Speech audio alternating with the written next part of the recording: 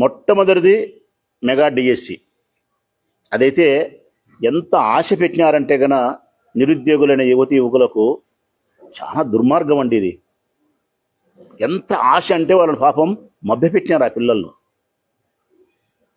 వారికి డిగ్రీ పూర్తి చేసుకొని సుమారుగా 26, 27, 28, 29, 30, 31, 32 సంవత్సరాల వయస్సు వారికి వచ్చి ఈ వయసులో కూడా వారు సంపాదించి వారు ఉద్యోగం చేసి తల్లిదండ్రులు పోషించాల్సినటువంటి ఆ వయసులో ఇంకా ఒక్క రూపాయి సంపాదించలేక, ఉద్యోగం లేక, వృద్ధాప్యంలో ఉండే తల్లిదండ్రులు సంపాదించే వారి సంపాదన మీద ఆధారపడి వీళ్ళు జీవించాలంటే ఈ నిరుద్యోగ యువతీ యువకుల యొక్క బాధ మరొక మనిషికి ఈ బాధ ఉండదు. ఇంత బాధ, ఇది చెప్పలేని బాధ. ఆ పిల్లలకు అలివిగాని బాధ, మానసిక సంఘర్షణతో ప్రతినిత్యం సచ్చి బ్రతుకుతూ ఉండే జీవితం ఆ నిరుద్యోగ యువతీ యువకులు. కాదంటారా ఇది ఎవరైనా?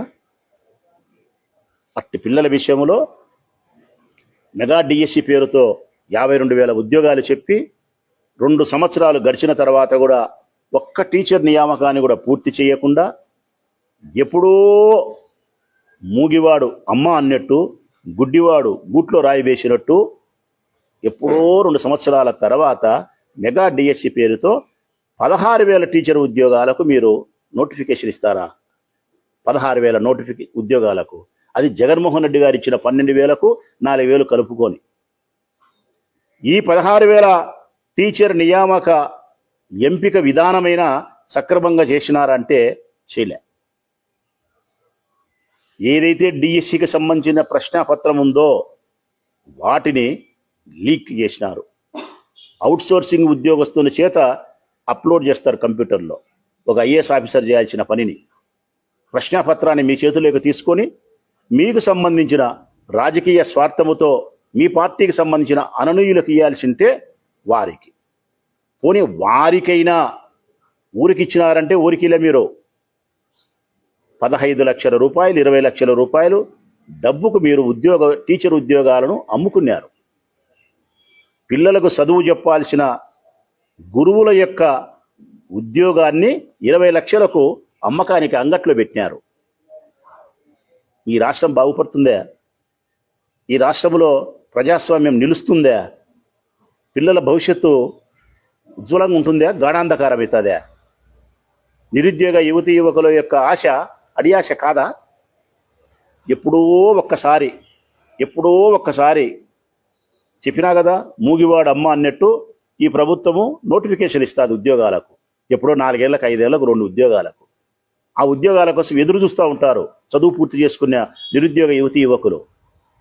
వారి ఉత్తీర్ణతలు సాధించి ఉద్యోగం సంపాదించుకొని వారి కాళ్ళ మీద వాళ్ళు నిలబడి తల్లిదండ్రులకు భారం కాకుండా ఆ తల్లిదండ్రులు పోషించాలని చెప్పే ఒక స్వప్నం వాళ్ళకు ఉంటుంది. వీరేం చేస్తున్నారు? ఆ నోటిఫికేషన్ ఇచ్చి 20 లక్షలకు ఉద్యోగాలు అమ్ముకుంటున్నారు. ఆడియోలు, వీడియోలు రిలీజ్ అయినాయి. రాష్ట్రమంతా ఇన్నారు, దేశమంతా ఇన్నారు, ప్రపంచమంతా ఇన్నారు.